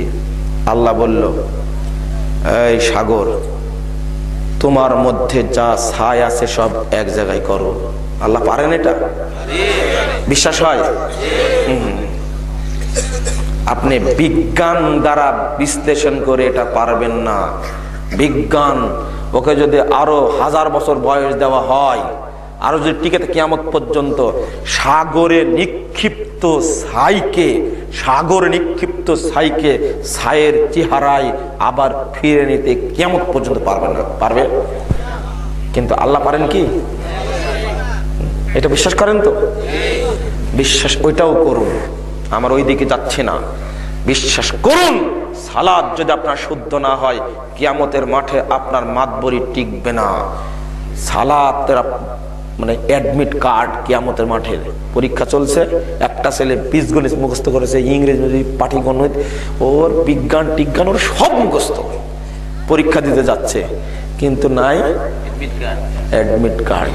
পরীক্ষা দিতে পারবে? আরে বলেন যে হলে ঢুকতে পারবে না, ঢুকতে দিবে? সালাত হলো কিয়ামতের মাঠে অ্যাডমিট কার্ড। যদি সালাত শুদ্ধ না হয় উপায় নাই, থাকবে না আপনার। আমি আপনাকে বুঝাতে চেয়েছিলাম বিশুদ্ধভাবে সালাত আপনাকে আদায় করতেই হবে। ইমাম আহমদ বিন হাম্বল বলছেন, তাবাকাতুল হানাবিলার মধ্যে কথাটি এসেছে প্রথম খণ্ডের 137 পৃষ্ঠায়। তিনি বলছেন, দেখো তোমরা বাগদাদের 100টি মসজিদে সালাত আদায় করো। এই কথাটা হলো 241 হিজরির কথা। কত হিজরির? 241। আজকে চলছে 1435 হিজরি। 241 হিজরির কথা, তার আগের কথা তিনি বলছেন, তুমি বাগদাদে যদি 100টি মসজিদে সালাত আদায় করো, কোন একটি মসজিদে রাসূল সাল্লাল্লাহু আলাইহি সাল্লামের সালাত পাবে না। ফাত্তাকুল্লাহ ফি সালাতিকুম ওয়া সালাতি সাহিবিকুম, তোমাদের সালাত এবং তোমাদের সাথীদের সালাতের ব্যাপারে আল্লাহকে ভয় করো, অর্থাৎ তুমি রাসূল সাল্লাল্লাহু আলাইহি সাল্লামের তরিকায় সালাত আদায় করো। ইমাম আহমদ বিন হাম্বল বিখ্যাত একজন মুহাদ্দিস, 10 লক্ষ হাদিসের হাফিজ, তার বিশ্লেষণে 241 হিজরির পূর্বের ঘটনা বলছে, বাগদাদে 100 মসজিদে রাসূলের সালাত নেই। এতদিন পরে আপনি যে সালাত আদায় করেন এবং যে সালাত চালু আছে সমাজে, এই সালাত কি রাসূলের সালাত? বিশ্বাস হয়? চেঞ্জ হয়ে গেছে। আপনি রাসূল সাল্লাল্লাহু আলাইহি ওয়াসাল্লামের তরিকায় সালাত আদায় করতে পারছেন না। হ্যাঁ আলহামদুলিল্লাহ অনেক মুসল্লি আছেন তারা সালাতের ব্যাপারে কট্টর, এই জন্য তো সালাত কবুল হচ্ছে না। অন্যতম কারণ একটা, আর একটা হালাল রুজি। বলছিলাম হালাল রুজি ছাড়া যতই সুন্দর করে ইবাদত করেন কেন কবুল হবে না। আপনি সুদখোর, আপনি ঘুষখোর। প্রথমত বলতে চাই আপনাকে মুহাম্মদ সাল্লাল্লাহু আলাইহি সাল্লামের তরিকাতে সালাত আদায় করতে হবে, এই মর্মে আপনার সঙ্গে আমার কোনো আপোষ নেই। অন্য কোনো ব্যক্তির তরিকায় সালাত আদায় করা যাবে না। আজকে সমাজে যে সালাত চালু আছে দেখুন, শিক্ষা দেওয়া হচ্ছে। আশরাফ আলী থানভী রাহিমাহুল্লাহ বই লিখেছেন পূর্ণাঙ্গ নামাজ শিক্ষা। এই বইটার মধ্যে তিনি যা করেছেন বা লিখেছেন বলাটাই যেন অন্যরকম। ওযুর শুরুতেই তিনি বলছেন, ওযুর দোয়া হলো বিসমিল্লাহির রহমানির রহিম, আল ইসলাম হাক্কুন ওয়াল কুফরু বাতিলুন আল ঈমান নূরুন ওয়াল কুফরু যুলমাতুন। এই দোয়া হাদিসে আছে? তৈরি করা হ্যাঁ 100% তৈরি করা। কিয়ামত পর্যন্ত এই দলিল পাওয়া যাবে না। কেন তৈরি করলেন? খুলুন পূর্ণাঙ্গ নামাজ আশরাফ আলী থানভী সাহেবের 42 পৃষ্ঠা খুলুন। আমি আশ্চর্য হয়েছি। শুধু তাই নয়, যত সালাতের দোয়া আছে, সরি নিয়াত আছে, যত সালাত আছে প্রত্যেকটি সালাত উনি 7-8 পৃষ্ঠা শুধু নিয়াতি লিখে গেছেন। তার মতো ব্যক্তি শুধু নিয়াতি লিখে গেছেন। আর একজন মুসল্লির উপরে কত বড় বিপদ আপনি বলেন। জহরের আগের 4 রাকাত পড়বে তো আলাদা নিয়াত, পরের 2 রাকাত পড়বে তো আলাদা নিয়াত। জহরের নিয়াত আলাদা, আসরের আলাদা, মাগরিবের আলাদা, জুমার আলাদা, জানাজার আলাদা, ঈদাইনের আলাদা, সবই আলাদা আলাদা নিয়াত। ওর নিয়াত মুখস্থ করবেন, একটা সূরা মুখস্থ করে বলবো, দুঃখ লাগে। আবার আরেকটা, মানে এটা ইহুদি খ্রিস্টানদের নিঃসন্দেহে একটা চাল, আগে ওকে ঠকাও সামনে যেন না যেতে পারে। ওযুর দোয়াটা শুধু বিসমিল্লাহ, শরীয়ত কত সহজ করেছে। আর করলো কি, যে যত বড় লম্বা দোয়া তৈরি করেছে। এক, আশরাফ আলী থানভী সাহেব হাত ধোয়ার এক দোয়া, মুখ ধোয়ার এক দোয়া, কান মাসা করার এক দোয়া, মাথা মাসা করার এক দোয়া, এই ডানা ধোয়ার এক দোয়া, পা ধোয়ার এক দোয়া, সব একটা একটা করে লিখেছে। আশ্চর্য একটা ব্যাপার। অথচ শুরুতে বিসমিল্লাহ, শেষে হলো আশহাদু আল্লা ইলাহা ইল্লাল্লাহ ওয়াহদাহু লা শারীকা লাহু ওয়া আশহাদু আন্না মুহাম্মাদান আবদুহু ওয়া রাসূলুহু আল্লাহুম্মা জাআলনি মিনাত তাওয়াবিন ওয়া জাআলনি মিনাল মুতাতাহহিরিন। এতটুকু শেষ। তিনি আবার লিখছেন ওযু করার সময় শরীর যেন খালি না থাকে, এক বেদাত তৈরি করেছে। খালি গায়ে ওযু করা যাবে না, উঁচু জায়গায় বসতে হবে, আর একটা কিবলামুখী হতে হবে।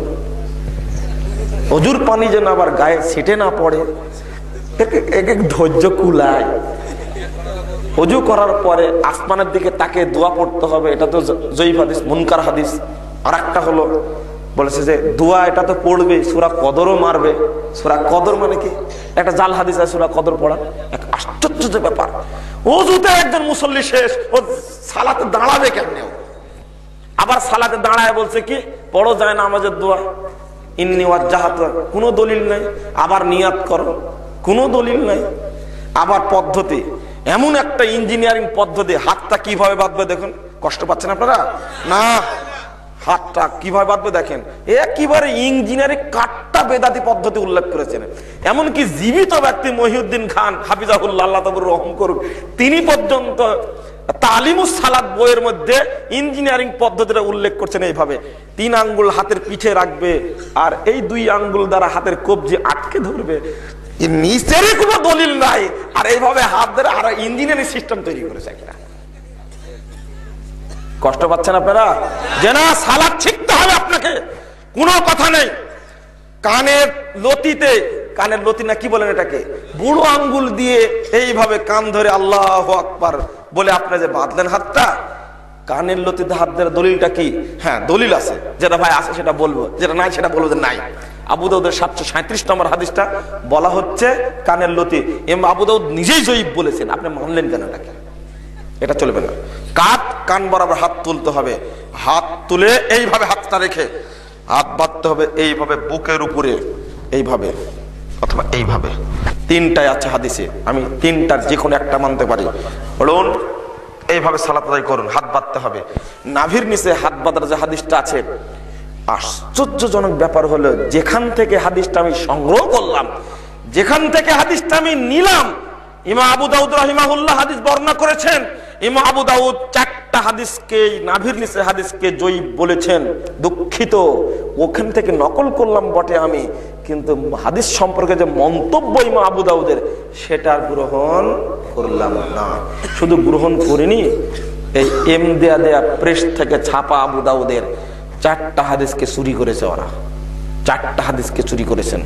আমি প্রকাশনীতে গিয়ে বলেছিলাম নাম্বারিং করেছেন, আর চারটা হাদিস কই, তো চোখগুলো বড় বড় করেছে, ওই চারটা হাদিস যদি আপনি এটা যোগ না করে পরবর্তীতে না ছাপান, কিয়ামতের মাঠে আপনার বিরুদ্ধে আমি আল্লাহর কাছে নালিশ করব।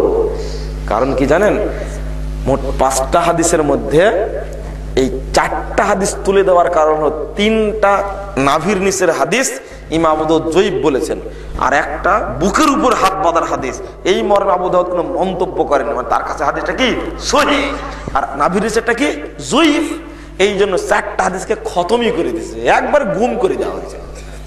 গুম করা বুঝেন, এখন তো বুঝছেন গুম করাটা কি, হ্যাঁ, ও গুমই করে দিয়েছে হাদিসটাকে। এক শুনুন, আরেকটা রফল আযান একবার করতে হবে। ইবনে মাসউদ রাদিয়াল্লাহু আনহু হাদিসটা যেটা একবার রফল আযান করতে মাররাতান ওয়াহিদা, আল্লাহর কসম করে বলছি আপনাকে, আপনি 110 পৃষ্ঠা খুলুন আবু দাউদের মধ্যে, 110 পৃষ্ঠা মূল আবু দাউদ করেছে কি জানেন, ইমাম আবু দাউদ একবার রফল আযান করে হাদিসটি নিয়ে আসার পরে বলেছেন হাদা হাদিসুন মুখতাসারুন মিন হাদিসিন তাবিলিন লাইসা হুয়া বিসহিহিন, এই হাদিসটা একটি সংক্ষিপ্ত হাদিসের রূপ, এই হাদিস সহিহ নয়।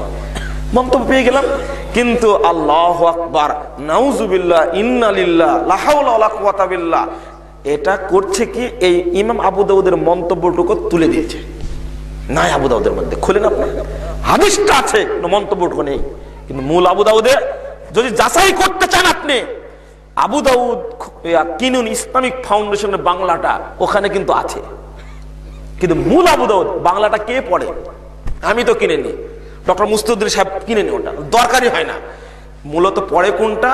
মূল আবু দাউদ। লক্ষ লক্ষ হাজার হাজার উস্তাদ পড়ছে এটা, কিন্তু মূলটা তো পড়ে না।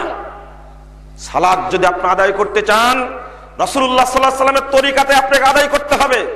ওযু শিখাতে গিয়ে চলে এসেছে এই জায়গায় ঘাড় মাসা করেন, কিন্তু ওযুর তরিকায় ভুল করেন, এটা কি করবেন? অতিরিক্ত যোগ করেছেন একটা, কিন্তু অন্য নিয়মগুলো বাদ দেওয়া হয়েছে। একটা প্রশ্ন করি, নাকে পানি দেওয়ার সময়, মুখে পানি দেওয়ার সময় আলাদা করে দেন না একসঙ্গে দেন? আচ্ছা শুনুন, আমার সাথে কে কে আছেন, আলাদা আলাদা কে কে দেন? হাত তোলেন। মুখে আলাদা আর নাকে আলাদা, ঠিক তো? এই কাজ যারা করেন আজ থেকে ছাড়বেন, এটা আজ থেকে ছাড়বেন, ছাড়বেন, এটা চলবে না। মুখে এবং নাকে এক চুল্লু পানি দিয়ে একসঙ্গে কে কে দেন? হাত তোলেন। একসঙ্গে দেন এগুলো? নিঃসন্দেহে কম এদের সংখ্যা। ইমাম বুখারী রাহিমাহুল্লাহ 5টি হাদিস নিয়ে আসছেন এই মর্মে, বিকাফাতিন মাজমাজা ওয়াস্তানশাকা বিকাফাতিন ওয়াহিদিন, এক চুল্লু পানি দিয়ে তিনি মুখে এবং নাকে পানি দিয়েছেন। দুঃখিত, লড়াই করলেন, বাপ বাদলেন, অধ্যায় রচনা করেন ইমাম বুখারী। এই ফতোয়াটা হলো মানুষের তৈরি করা ফতোয়া, এই ফতোয়া হলো মানুষের তৈরি করা ফতোয়া, অর্থাৎ নাকে এবং মুখে আলাদা করে পানি দেওয়া, এই ফতোয়া হলো হানাফি মাযহাবের ফতোয়া। আর রাসূলুল্লাহ সাল্লাল্লাহু আলাইহি সাল্লামের নীতি হলো এক চুল্লু পানি নিয়ে অর্ধেকটি মুখে আর অর্ধেকটি নাকে দিয়ে। আপনি বলবেন যে এটা তো হবে না, এখন হবে না মানে আপনি চেষ্টা করেন, এক সময় ইনশাল্লাহ হয়ে যাবে। মাথা মাসা করেন, আপনি হাত ধুলেন, নতুন পানি নিলেন, মাথা মাসা করলেন, শেষ করলেন, আবার পানি নিলেন, কান মাসা করলেন। এই কাজ কে কে করে থাকেন? গোপন করছেন আমার সামনে? দেখেন, এক ধমক দিলাম তো আরো কিছু হাত উঠলো, এখন ভয় পাচ্ছেন যে হাত তুলি কিনা। নামেন, এই কাজ যারা করেন আজ থেকে এটা বাদ দেবেন। একসঙ্গে শুনুন, আর দেওয়ার পরে নতুন পানি নিলেন, নেওয়ার পরে কথা বলছেন কেন? শেষ। এটা হলো সুন্নাত, মনে যেন থাকে। এক আর একটা বলবো, ওযুর ফরজ কয়টা? সমধিক প্রশুদ্ধ, এটা ছুঁড়ে ফেলে দিবেন, আপনার মুখ থেকে যেন কথা না বের হয়। আর ওজুর ফরজ চারটা, আর বের হবে না আপনার মুখ থেকে। আপনি মনে করছেন যে কি বলছেন আপনি এগুলো, তাই বলছেন তাই না? যেটা বলছি ওটাই হিসাব করুন। ওই ফতোয়া কুদুরির ফতোয়া, এটা হাদিসের ফতোয়া না। না, ওই আয়াতে 6 নম্বর আয়াতে ফতোয়া রয়েছে ওজুর ফরজ 6টি, এমনকি কেউ বলেছেন 7টি। ওয়াইদা কুনতুম ইলাস সালাহ ফাগসিলু ওয়ুজুহাকুম ওয়া আইদিয়াকুম ইলাল মারাফিক, তারপরে ওয়ামসাহু বিরুসিকুম ওয়া আরজুলাকুম ইলাল কাবাইন। শুনুন, এই কুনতুম শব্দটি দ্বারা কেউ আরেকটি ফরজ নিয়েছেন, অর্থাৎ নিয়াত করতে হবে আগে। নিয়াতটা একটা কি ফরজ। আমি 6টা বলেছি আপনাদের সামনে, যে 4টা আপনারা জানেন তো জানেন। আচ্ছা, 4টা জানলেন, আর একটা হলো মাথা মাসা করা, বলেন না? এটাও ভুল। ওখানে প্রশ্ন হলো কান সহ মাথা মাসা করা। কান মাসা করা ফরজ থেকে বাদ দিয়েছি, তাই না? আল উজনানু মিনার রাসে, 2 কান হলো মাথার অন্তর্ভুক্ত, অর্থাৎ কান সহ মাথা মাসা করা কি ফরজ। 4টা হলো। আর একটা হলো যেভাবে ধারাবাহিক ভাবে বলেছেন আল্লাহ ওইভাবে মারতে হবে। এখন এক শ্রেণীর মুরব্বী আগে 2 পা ধুয়ে নিচ্ছে, তারপরে কিন্তু ওযু শুরু করছে। এটা সুন্নাতের বরখেলাপ। আগে পা ভিজানোর জন্য পা আগে ভিজিয়ে নিচ্ছে মুরব্বীরা। জানি না এখানে আছেন কিনা আপনারা কেউ। এটা ঠিক নয়। যেভাবে আল্লাহ শুরু করেছেন ওইভাবে ধারাবাহিকতা অবলম্বন করা হলো ফরজ, এটা আল্লাহরই ঘোষণা। 6 নম্বরটা হলো এই পরস্পর ধুইতে হবে, ধৌত করতে হবে। আপনি যদি মনে করেন যে ডান পা ধুলাম তো খাওয়া দাওয়া করে এসে আবার বাম পাটা ধোবো, এটা চলবে না। এটা হলো এই 6টা ফরজ ওজুর, অন্তত 6টা আপনাকে বলতেই হবে। এটা কুরআন দ্বারাই প্রমাণিত। আর আপনি কয়টা বললেন? 4টা। যে না, কেউই বলেননি 4টা ফরজের কথা। এটা তৈরি হয়েছে অনেকদিন পরে। ইমাম আহমদ বিন হাম্বল বলেছেন 6টি ফরজ। সাহাবায়ে কেরামের আমল থেকে 6টি ফরজ বলা হচ্ছে, উপমহাদেশে এসে চেঞ্জ হয়ে গেল। ওজুর ফরজ কয়টি? 4টি। যে না, আর কখনো বলবেন না। বন্ধুরা আমার, আমি আলোচনা দীর্ঘ করতে চাচ্ছি না। আলোচনা এখানে আমি ইতি টানতে চাচ্ছি আলোচনার। সভাপতি সাহেব ভাষণ রাখবেন, আপনারা একটু অবস্থান। প্রশ্নের উত্তর আমি কয়েকটা দিয়ে আপনি বাকিটা দেবেন। আমি যেটা বলছিলাম, আপনারা সালাদটা শুদ্ধ করার চেষ্টা করুন, আর মুহাম্মদুর রাসূলুল্লাহ সাল্লাল্লাহু আলাইহি সাল্লামের আদর্শ আপনারা মানার চেষ্টা করুন, এটা অনুরোধ করব। আর সালাদ শুদ্ধ করার জন্য আমি আপনাদের অনুরোধ জানাই, আপনারা দেখে পড়ে আমলটা করার চেষ্টা করবেন। আমি প্রশ্নের উত্তরগুলো আমি দেব, আপনারা উঠছেন কেন? বলছিলাম জাল হাদিসের কবলে রাসূলুল্লাহ সালাত, সংক্ষেপে জাল সালাত আমি লিখতে বাধ্য হলাম এই জন্য যে জাল হাদিস দ্বারা রাসূলের সালাতকে ডুবিয়ে রাখা হয়েছে। আমি আলহামদুলিল্লাহ উন্মুক্ত করে দিয়েছি। আপনারা এই বইটি কাছে রাখার চেষ্টা করবেন, পূর্ণাঙ্গ বই হিসাবে সালাতুর রাসূলটা নেওয়ার চেষ্টা করবেন ইনশাআল্লাহ। আর তাওহীদের উপরে আলোচনা শোনার জন্য আমি আপনাদের বলছিলাম, আকীদার উপরে যেটা বলতে চাচ্ছিলাম, বিলাল ফিলিপস সাহেব একটা আর্টিকেল লিখেছেন, আমরা তাওহীদের ডাকে উল্লেখ করেছি। আপনারা সেই আর্টিকেলটা নেওয়ার চেষ্টা করবেন। বিশেষ করে তাওহীদের ডাকটা মাত্র 20 টাকা দাম, সেটা নিয়ে যাওয়ার চেষ্টা করবেন। জি, এক কথা। আচ্ছা, কবর খনন করে প্রথম মাটির বিধান কি? কোনোই বিধান নাই। সব মাটির যে বিধান, প্রথম কবের একই বিধান না, ওটা ঠিক নয়। এটা একটা বেদাতি পদ্ধতি।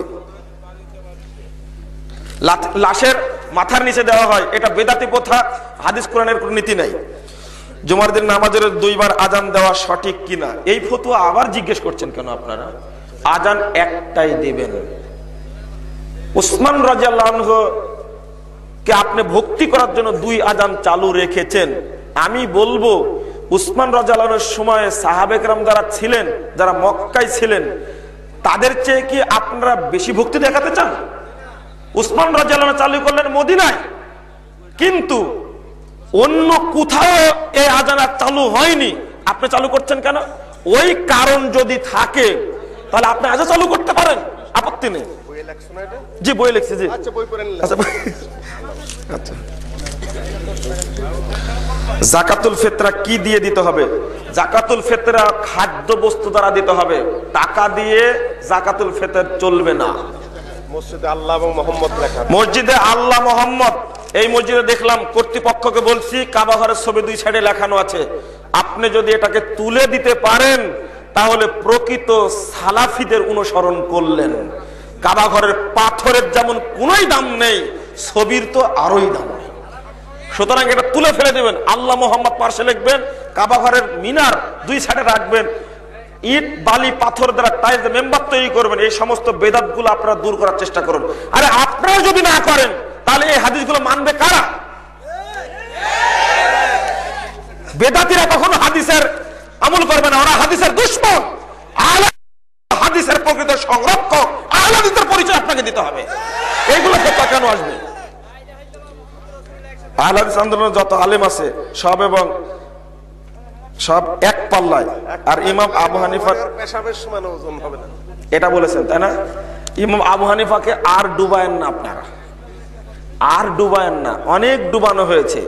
যারা এই সমস্ত নোংরা কথা বলে, কাল কিয়ামতের মাঠে আবু হানিফার এক প্রশ্নের জবাবে ওরা সব জাহান্নামে যাবে, বাঁচতেই পারবে না। এত বড় নোংরা কথা বলবে কেন? আমরা কথা বলি আবু হানিফা রহিমাহুল্লাহ বলি, শ্রদ্ধা রেখে কথা বলতে হয়। আচ্ছা, হাই তোলার সময় কোনো দোয়া জানা আছে? হাই তোলার সময় কোনো দোয়া আমাদের জানা নাই, শুধু ঠেকানো। অনেকে পড়ে লা হাওলা ওয়ালা কুওয়াতা ইল্লা বিল্লাহ, না এই দোয়ার কোনো ভিত্তি নেই, শুধু ঠেকাতে হবে। মুক্তিপ্রাপ্ত দল কোনটি? ও মুক্তিপ্রাপ্ত দল হলো তিনটি নাম। হ্যাঁ ঠিক আছে, বলছিলাম যেটা হক পন্থী দল কোনটা? এক নম্বর, তিনটি নাম হাদিসে প্রমাণিত হয়: সালাফি, আহলে সুন্নাহ ওয়াল জামাত, আহলে হাদিস।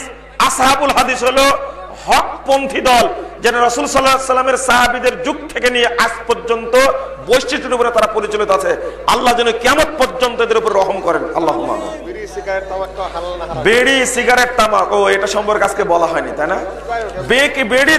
বিড়ি সিগারেট তামাক জর্দা গুল আলাপাতা পরিষ্কার হারাম, বর্জন করতে হবে। এটা বিক্রি করাও হারাম। জি।